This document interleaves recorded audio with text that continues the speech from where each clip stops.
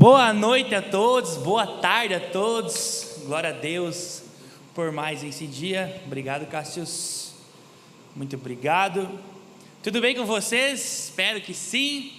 Estamos indo para a nossa quarta e última celebração do dia, né? Glória a Deus por isso.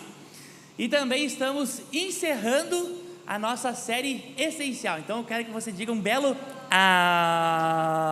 não, mais uma. Ó, tu vê, dá um coral bonito, né? Se o The Voice vê nós, rapaz, já tem uns quantos contratados aí. Muito bem.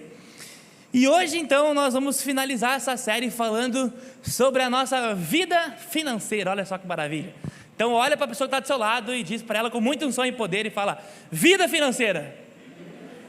Eu acho que tu consegue, assim, ó. A unção significa assim, tu falar um pouquinho mais forte. Então fala, olha no grão do olho dela e fala: vida financeira. Glória a Deus, glória a Deus. Queria saber, tem alguém que nos visita nessa noite pela primeira vez? Ali uma irmã, o pessoal da integração vai vir integrar vocês, ali do lado da Camila também. Muito bem, sejam muito bem-vindos, vocês são resposta de oração na nossa igreja, e a gente espera que vocês se sintam em casa aqui no nosso meio. Vamos lá então para a nossa introdução dessa mensagem, com o versículo que está lá em Salmos 35, 27, que diz o seguinte: cantem de júbilo e se alegrem os que têm prazer na minha retidão, que eles digam sempre: glorificado seja o Senhor, que se compraz na prosperidade do seu servo.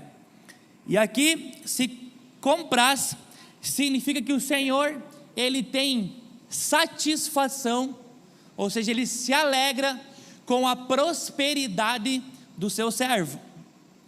Nós temos que entender que Deus, Ele não tem problema em você ter riquezas ou posses. Deus, Ele vê problema quando as riquezas e posses têm você.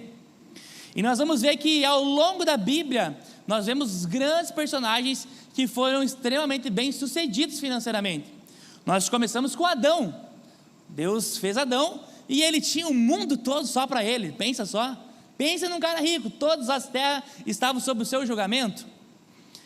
Noé foi um homem íntimo de Deus e ele teve o maior iate da sua época. O cara era muito rico, pensa num iatezão. Noé tinha. José alimentou o mundo quando esteve governando o Egito, se tornou um homem extremamente próspero. Moisés e Josué foram conquistando e se tornaram grandes homens prósperos também. Davi foi um grande rei e adorador, se tornou um homem próspero. Salomão, filho de Davi, então, foi o homem mais rico que já passou pela terra. A fortuna de Salomão, ela é avaliada em 3,3 trilhões de reais. Isso é muito dinheiro, quer dizer que o homem mais rico do mundo atualmente não está nem perto de Salomão. Para exemplificar, poderia dizer que se nós juntássemos todo o ouro do mundo, juntássemos num lugar só, ainda assim não daria a fortuna de Salomão. Então ele era um homem extremamente próspero. É isso que eu estou tentando dizer só. Ele foi muito próspero. Jó, ele foi um homem próspero também. Ele perdeu, mas ele reconquistou tudo e 3 vezes mais. Barnabé, Filemon, José de Arimateia também foram personagens bíblicos que também foram muito bem financeiramente. Então nós temos que saber que Deus, Ele também nos abençoa para sermos prósperos financeiramente. Mas com isso, Jesus, lá em Mateus 24, Ele faz um alerta para nós. Vamos ver lá. Um escravo não pode servir a 2 donos ao mesmo tempo, pois vai rejeitar um e preferir o outro. Um será fiel e a um desprezará o outro. Vocês não podem servir a Deus e também servir ao dinheiro. Aqui em outras traduções mostra, não pode servir a Deus e também servir a Mamon. O Senhor Jesus então, Ele declara que existem 2 tipos de pessoas apenas: as pessoas que servem a Deus e as pessoas que servem ao dinheiro, que também é o sistema desse mundo. E um erro muito comum do farisaísmo e do judaísmo da época era condicionar a riqueza ou um bem material como evidência daquela pessoa com a provisão de Deus. Ou seja, a pessoa que tinha muitas posses considerava então que aquela pessoa era realmente Deus, porque ela tinha muitas posses. E uma pessoa que não tinha tantas posses, então, eles consideravam que aquela pessoa não estava sobre a bênção de Deus. E Jesus, então, ele vem organizando esse princípio, dizendo que existiam tesouros ainda muito mais valiosos no céu. E lá que sim, nós deveríamos ter, de fato, a riqueza. E a palavra mamon em aramaico, ela significa dinheiro ou riqueza.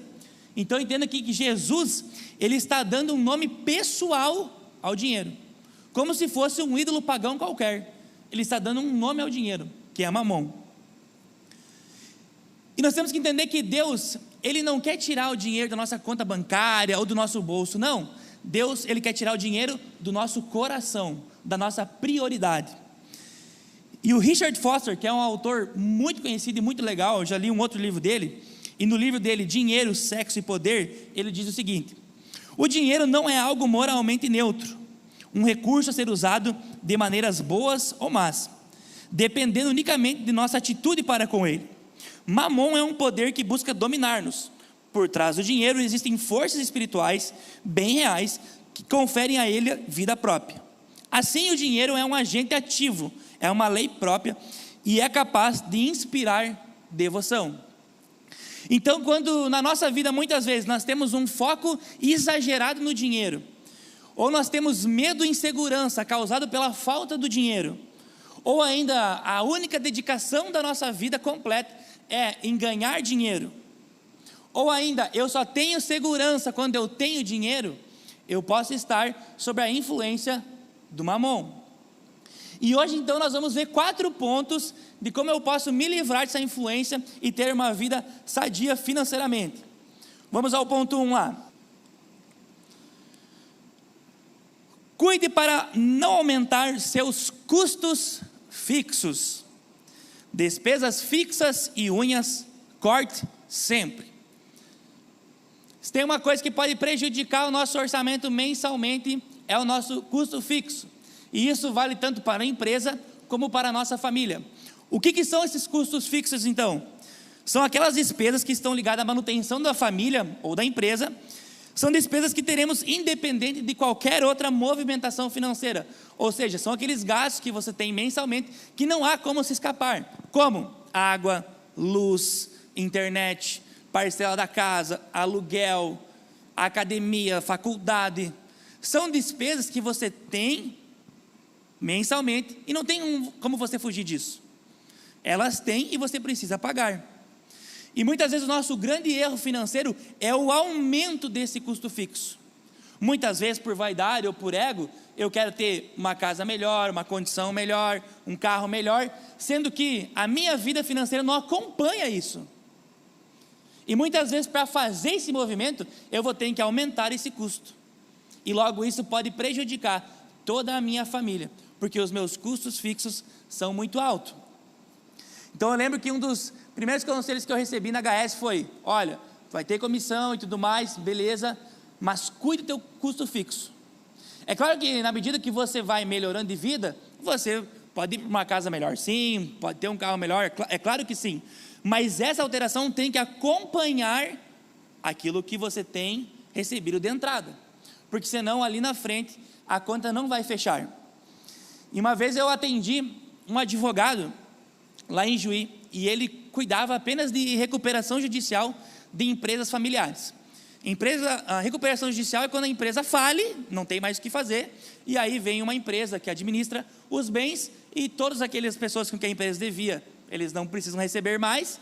Muitas empresas ainda usam isso como um golpe fiscal, mas então chegou no momento que a empresa faliu, e aí vem uma outra pessoa para administrar essa massa falida então. E ele estava contando para mim que muitas vezes a empresa demorava anos até começar alguma mudança, por causa da vaidade do dono. Ele falava que o negócio já não estava indo bem. Nos primeiros 6 meses que ele percebeu isso, se ele tivesse feito uma alteração, ele até poderia salvar. Mas como o ego e a vaidade estavam lá em cima, não, eu não vou mexer, vai dar certo. Nos outros 6 meses, a empresa começa realmente a decair. Só nos próximos 6 meses então, que ele vai contar recém para a família, que realmente a empresa está falindo. Só que nesse processo já passou quase 1 ano e meio, e os gastos continuaram, as coisas continuaram.